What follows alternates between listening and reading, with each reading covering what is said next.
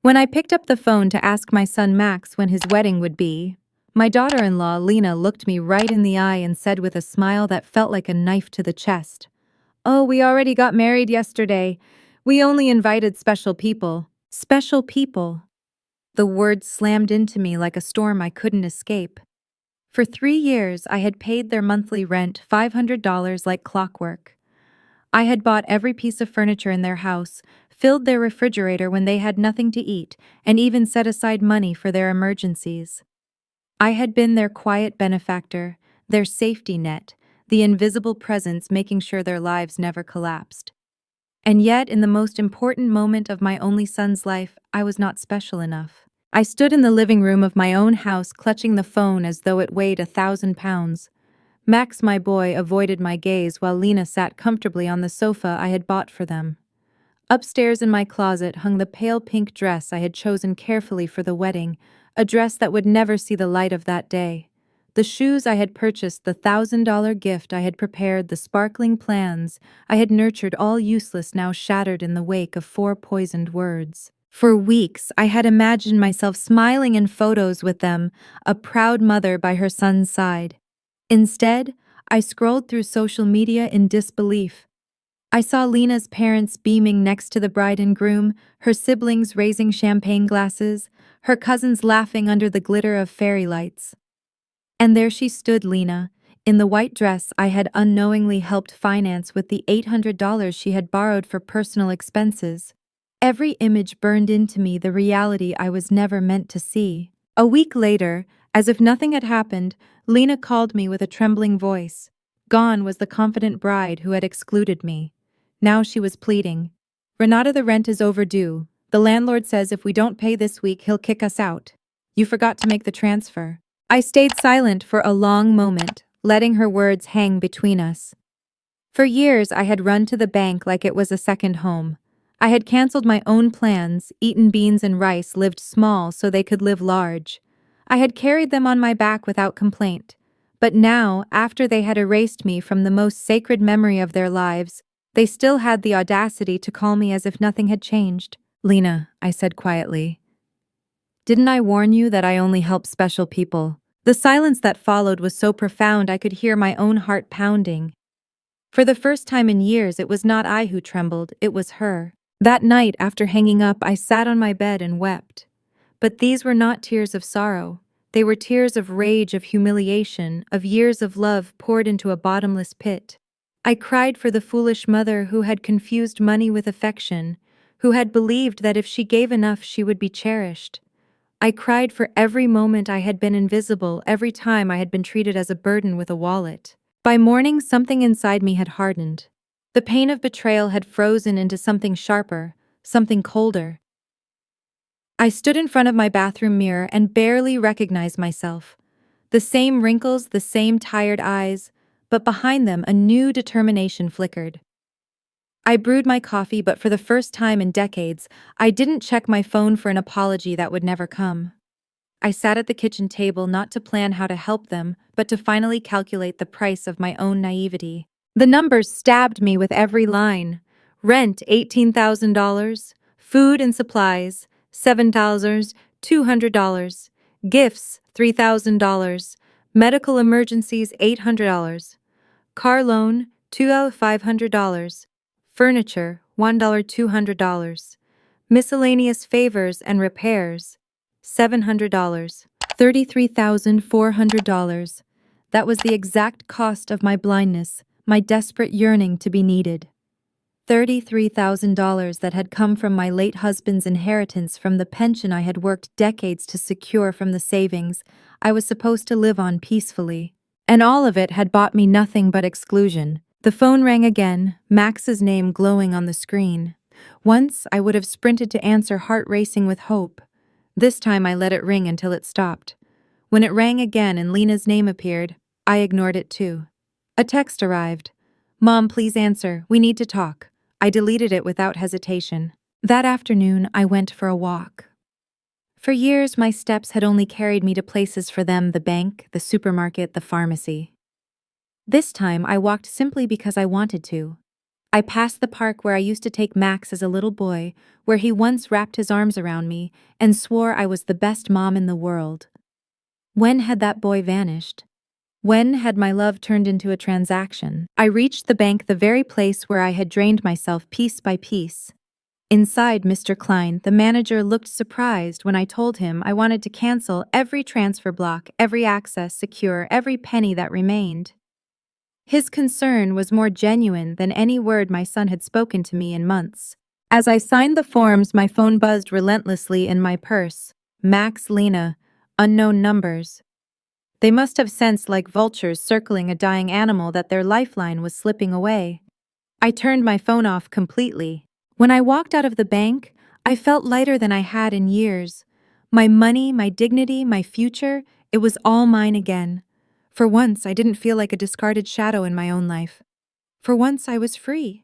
When I got home that afternoon, 3 cars were already parked in front of my house: Max's, Lena's, and another I didn't recognize. My stomach dropped. Through the window, I saw them moving around inside. My house, my sanctuary. I had given them keys, once foolishly believing trust was the foundation of family. I opened the door to a scene that made my blood run cold. Max sat on my sofa with his head in his hands. Lena paced like a caged animal, and a gray-haired man in a suit was rifling through my papers at the dining table. My private papers, my bank statements, my life. "What is happening here?" My voice came out steadier, louder than I expected. They all turned as though I were the intruder. Lena rushed forward with her syrupy voice. "Renate, thank God you're here. This is Mr. Fisher from the law firm. He's here to help us with your situation." "My situation?" I asked, my voice calm but sharp as glass. Max finally lifted his head, his eyes full of something I recognized all too well: panic. "Mom, we went to the bank. They said you canceled the transfers. You blocked our access. We don't understand what's happening. We're worried about you." The lawyer Fisher stepped forward with a rehearsed smile and an outstretched hand. "Mrs. Richter, I'm a family law attorney. Your children are concerned about your mental well-being. They've asked me to assess your situation." I ignored his hand and gathered my documents from the table. My voice cut through the room like a blade. "These are my private papers. You had no right to look at them." Max tried again. His tone dipped in condescension. "Mom, your behavior has been strange. You cut us off, you ignore our calls. We think maybe you need help." Lena stepped closer, reaching for my hand with mock tenderness. "Renate, sweetie, we know you're lonely. At your age, confusion is normal. We just want to make sure you're safe." Confusion. The word echoed like a war drum in my head. That was their game to paint me as unstable, incompetent, in need of guardianship. My own son and his wife conspiring to strip me of control over my life. "I am not confused," I said, each word as sharp as a hammer on steel. "I am clearer than I have been in years, and you will all leave my house. Now." The lawyer cleared his throat. "Mrs. Richter, if your capacity is impaired, your children have the right to intervene. We've prepared documents, a power of attorney, to make this transition smoother." He slid a folder across the table like a snake offering poison. Without even opening it, I threw it straight into the trash can. "The only transition happening here is yours to the door." Lena's eyes glistened, but her tears were crocodile tears, rage wrapped in water. "You can't do this to us, Renate. We counted on you. We made plans. We bought things because we knew you'd help us." "Obligations built on my money," I said coldly. "Not on my love, not on my company, only my money." Max stepped forward, his voice cracking with anger. "Mom, we can fix this if you're reasonable again." "The wedding, it was a mistake." Lena was nervous. I was under pressure. "But we can make it right if you just go back to how you were." "Reasonable." The word burned on my tongue. Being reasonable meant paying your rent when it wasn't my name on the lease. It meant financing your life while you erased me from your memories. That is not reasonable, it is exploitation. The lawyer packed his briefcase with cold efficiency. "Mrs. Richter, this isn't over. Your family has legal options. If you continue refusing care, a judge can assign guardianship." Guardianship. The threat sliced through me. They weren't just manipulating me. They were planning to steal my very identity, my freedom, my right to live as myself. "You have underestimated me," I said firmly, staring into his eyes. "I have run my household, my finances, and my life with strength for 71 years. If you want a war, I promise you I will fight. They left with wounded pride, Max throwing one last dagger over his shoulder. You'll regret this, Mom. You'll end up alone when you need someone the most. I swallowed hard, but my reply was clear. I am already alone, Max. The difference is, this time it's by choice, not by your neglect. When the door shut behind them, silence filled the house. But it was not the silence of abandonment. It was the silence of freedom. That night I couldn't sleep, not because of fear, but because of adrenaline. I had finally taken back my power. I lay awake, heart racing, mind sharpening, realizing this was only the beginning. The next morning, I went straight to Mr. Weber, a lawyer I had met years ago when settling my late husband's estate. Unlike Fisher, Weber had integrity. When I told him everything, his face grew grim. What they tried to do, elder financial abuse, it's a crime. But don't worry, we will protect you. We spent hours documenting every transfer, every expense, every manipulation. $33,400 hard evidence of my exploitation. When I left his office, I carried not just documents, but a plan. Step 1, change the locks. Step 2, install a security system. Step 3, open new accounts they could never touch. And step 4, the most important of all, start living the life I had delayed for too long. The hardware store owner, Mr. Summer, looked surprised when I told him I needed the best locks for my own home. Not for Max this time, he asked softly. No, I replied, this time it's for me. That night, Lena called from a blocked number. Renate, please, let's talk. How about a dinner together at your house, just us? Like a family. Her words dripped with false sweetness, but I had learned to taste the venom beneath. Lena, I asked evenly, how many months behind on rent are you? Silence. Then a weak voice, 2 months, $1,000.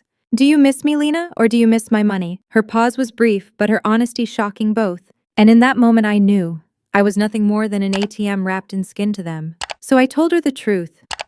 You made your choice when you said I wasn't special enough. Now I'm making mine. Goodbye. And I hung up. For the first time in years, I felt no guilt, only relief. I spent the next morning reclaiming small rituals I'd long abandoned, as if each act were a stitch closing a wound. I made coffee the way Robert liked it, slow, pour over, patient and fragrant, then carried the mug to the quiet room where his old armchair waited. The sunlight caught dust in the air like glitter. For a moment, I let myself grieve the woman who had lived here like a service department dressed up as a mother. Then I stood up and began the inventory of my own life. I tossed the spare keys they still had into a drawer and scheduled the locksmith. I opened a fresh notebook and wrote in large, stubborn letters, "This house is mine. This heart is mine. This future is mine." The words steadied me like a handrail in a dark stairwell. By noon, the locksmith had installed new deadbolts that clicked shut with a reassuring finality, and Ethan, the security technician Mr. Summer recommended, walked me through the cameras.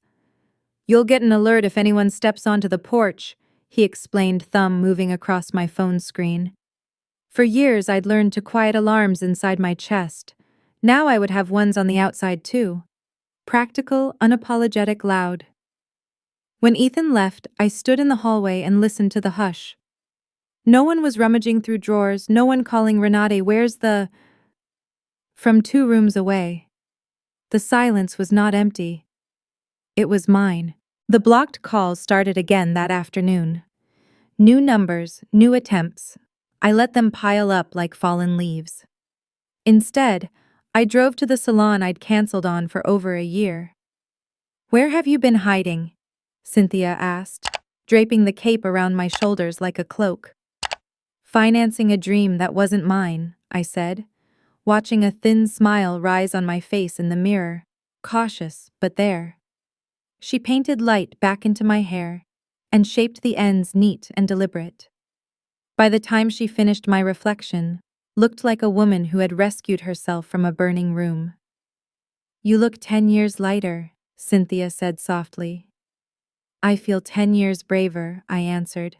When I returned home, an older woman sat on my front steps holding a to-go cup with the neighborhood cafe's logo. "Mrs. Richter?" she asked, standing carefully as if not to startle me.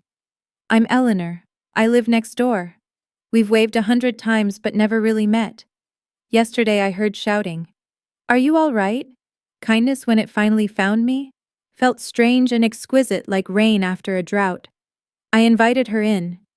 We sat at my kitchen table, the same table where I had once sorted bills for other people's emergencies, and I told her the story from beginning to end. She didn't interrupt with opinions or advice. She punctuated my sentences with small nods that said, "I see you. I believe you." When I finished, her eyes shone. "You did the hard, holy thing," she murmured.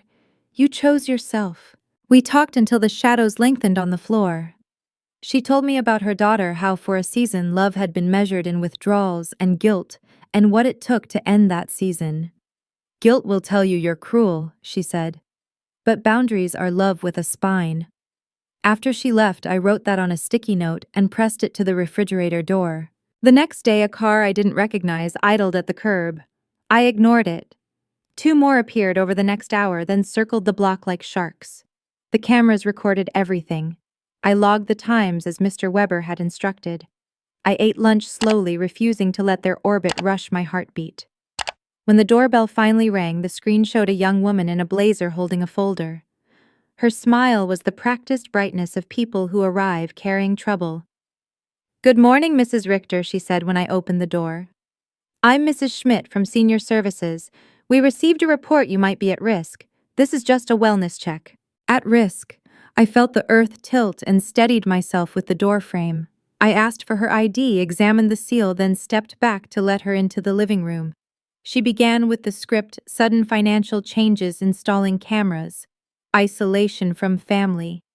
Each phrase had Lena's perfume all over it, soft, cloying, weaponized. "I'd like to contact my attorney," I said. "You may wait or return with an appointment." She hesitated, then sat on the edge of the sofa I had once given away in pieces to their apartment. 20 minutes later, Mr. Weber arrived. His presence turned the room from a stage into a courtroom. He laid out bank statements, the log of visits, the timeline of humiliations. "My client is lucid," he said evenly. "What she is not is a wallet." Mrs. Schmidt read, and the light in her face shifted from supervisory to human. She asked questions that belonged to me. "Do you manage your bills? Do you drive? Do you cook?" And I answered, with the simple, clean truth. "I am 71, and fully alive," I said. And to my own surprise, I smiled. In the end, Mrs. Schmidt closed her folder. "I see no indication of risk or impairment," she stated. Her official voice returned, but softened at the edges. "I'll close this report." When the door shut, Mr. Weber exhaled. "They will escalate," he warned gently. "Desperation often does. But you are prepared." Prepared. The word echoed with a stern kind of comfort. I decided to visit the cemetery that afternoon to speak with the only man who had ever loved me without an invoice attached. The path to Robert's grave wound between cypresses, their shade a cool hand on my neck. His name on the stone was still a surprise, even after years' proof that something once unspeakable had happened, and kept happening in small ways each day. I cleared the leaves, replaced the flowers, and sat cross-legged in the grass the way I used to on the living room floor when Max was little, and we built cities from blocks. "I lost my way after you, love," I whispered. "I mistook giving for being needed. I offered money where I should have offered absence. But I'm finding myself again." A breeze slipped through the trees, the sun shifted. The day blessed me by continuing. On the drive home, the sky looked newly laundered blue and honest. I thought of the boy at the park with jam on his cheeks, of the man on my sofa with a lawyer by his side. I let the ache arrive, and when it did, I did not hush it. Grief, like courage, works best when invited. That evening, I opened a fresh tin of tea and wrote a list for the next morning. Call Diana. Garden club with Eleanor. Book painting class. Change passwords. Breathe. The last one made me laugh, as if I could forget, as if breath had not become the most radical thing I'd done in years. The days that followed felt both fragile and electric, as if I were learning to walk on new legs. I moved through my house, touching surfaces like they were unfamiliar, my table, my curtains, even the armchair where Max once curled as a child with fever. Everything looked the same, yet I no longer felt like a guest in my own home. Each step reminded me I had taken back my ground. But peace didn't last long. On a Thursday morning, Mr. Weber arrived at my door, his expression lined with gravity. I set down the mug in my hands before it could slip. "Renate," he said quietly. "Max and Lena have filed a lawsuit for guardianship. They are asking the court to declare you mentally incompetent." For a moment, I forgot how to breathe. The words fell on me like stones, heavy and suffocating. My own son, my boy, whose small hand once clung to mine on his first day of school, was trying to strip me of my name, my rights, my very adulthood. Does this mean they could take control of everything? My voice trembled. If a judge agreed, yes. But we won't let it come to that. We'll fight. He laid out the papers on my table, the same table where Lena had once spread her manicured fingers, cooing about recipes we'd never cooked together.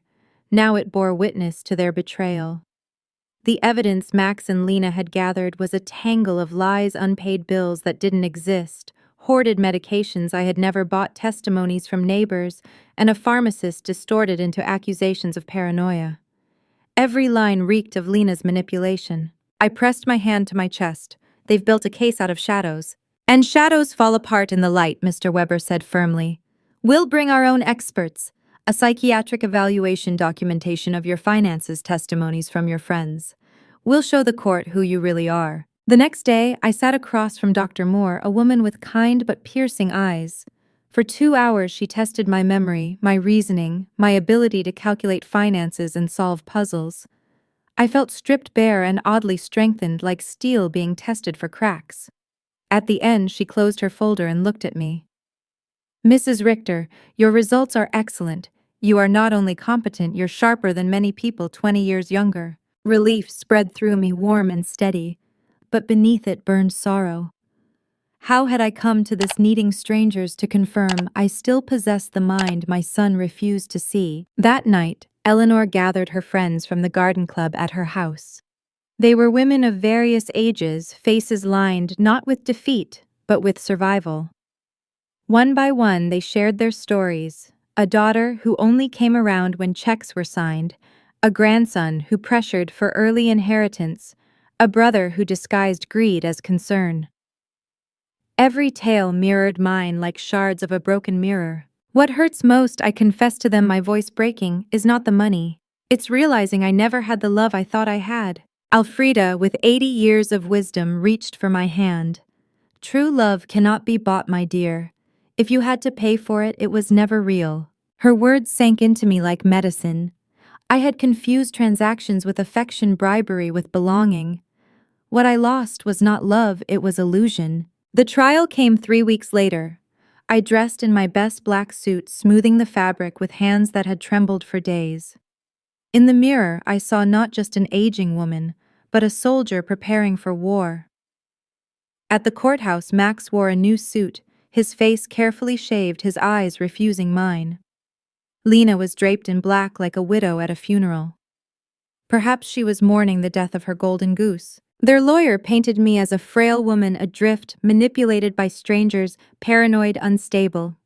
He spoke with the confidence of someone who had recited these words in many courtrooms before. Each syllable carved me into a caricature. Then Lena took the stand. She wept with the skill of an actress, her voice quivering. "Renate has always been like a mother to me. Watching her decline has been devastating. We just want to help her." I felt bile rise in my throat. Help me. By excluding me from my son's wedding, by pawning off my love into debt and silence. Mr. Weber's cross-examination was merciless. "Mrs. Schuster, when was the last time you called my client without asking for money?" Silence. "Is it true you told her she wasn't special enough to attend your wedding?" Lena's face flushed crimson. She stammered, deflected, crumbled under the weight of her own words. Max followed, speaking of my irrational behavior. He looked like the boy I once raised, except hollowed out, wearing entitlement like armor. When pressed on the $33,400 I had given, he avoided numbers, avoided truth. And when Weber asked how many times he had visited without demanding money, the silence was so heavy it seemed to suffocate the room. Our witnesses told a different story, my pharmacist, who admitted he'd been tricked into signing false documents. Dr. Moore presenting my flawless evaluation, Eleanor and the garden club testifying to my clarity, my independence, my vitality. Even Mr. Summer, the hardware store owner, described how rationally I had managed my accounts when canceling transfers. Finally, it was my turn. I rose spine straight and walked to the stand. The courtroom air felt dense as I began. I told everything: the secret wedding, the social media photos, the years of sacrifice, the manipulation, the invasion of my home, the threats of guardianship. My voice cracked, then steadied. I stopped supporting them, I said firmly, because what I received was not love. It was a commercial transaction disguised as family. My money was welcome, but I as a person was not. I only regret that it took me so long to see the truth. Max's lawyer tried to rattle me, insinuating I was confused, that my friendships manipulated me. But I answered clearly, each word hammered with precision. For the first time in years, I was not apologizing for existing. Hours later, Judge Miller returned with the decision. My breath lodged in my throat as he spoke. After reviewing the evidence, this court finds that Mrs. Richter is fully competent. Her financial decisions are rational and within her rights. This case is dismissed. The gavel struck. I had won not just the trial, but my freedom. Max's shoulders slumped. Lena's face twisted with fury. They turned away, their lawyer whispering in their ears. I felt a pang, not triumph, but mourning. Whatever thread still tied us as family had snapped. That night, Eleanor brought wine and laughter into my home. Alfreda raised her glass.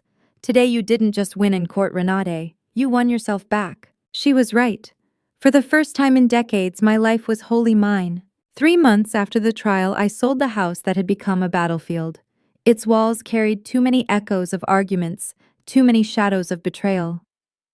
With the money secured safely under my name alone, I bought a bright apartment near the city center. The windows opened onto a bustling street where laughter spilled from cafes, where children ran with ice cream dripping down their arms. For the first time in decades, I lived somewhere that didn't feel like a waiting room for other people's emergencies. I donated nearly half my savings to organizations that defend the elderly from abuse, people like me who had been treated as wallets instead of souls. The other half I finally spent on me. I traveled across Europe, walking cobbled streets in Paris, touching the old stones of Rome, watching the sunrise over the Danube. I took art classes and dipped my brush into colors I hadn't touched since girlhood. I stood in front of blank canvases and painted without apology. I filled my calendar with moments I had denied myself.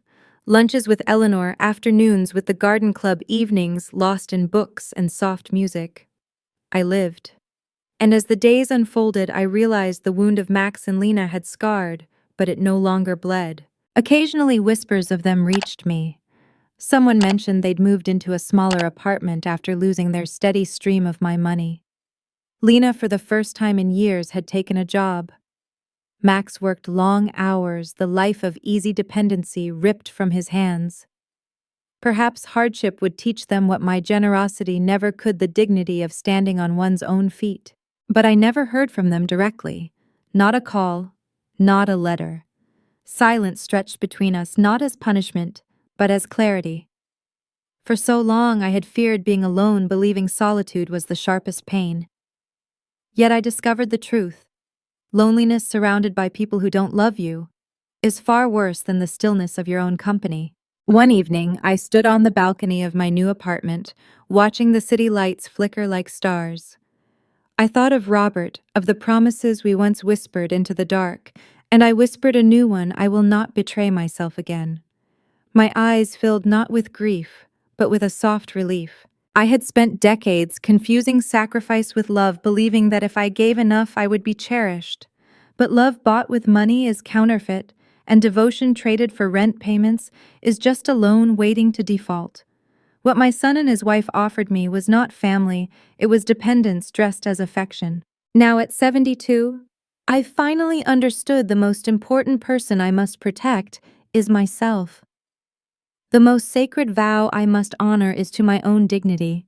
True love doesn't need receipts. Freedom, though costly, is worth every cent. So I tell you, whoever listens to my story tonight, do not lose yourself trying to purchase love that should be freely given. Do not empty your life into hands that only reach for your wallet. You are worth more than what you can provide. You are worth love, not transactions. If my words reach even one soul trapped in the same prison I built for myself, then my pain will not have been in vain. Thank you for listening to my story. If it touched you, please like, share, and subscribe. It helps me continue sharing these truths from my heart. And tell me in the comments, what would you do in my place? I want to hear your voices, your stories, your strength. Together, we remind each other that freedom, dignity, and self-respect are not luxuries, they are our birthright.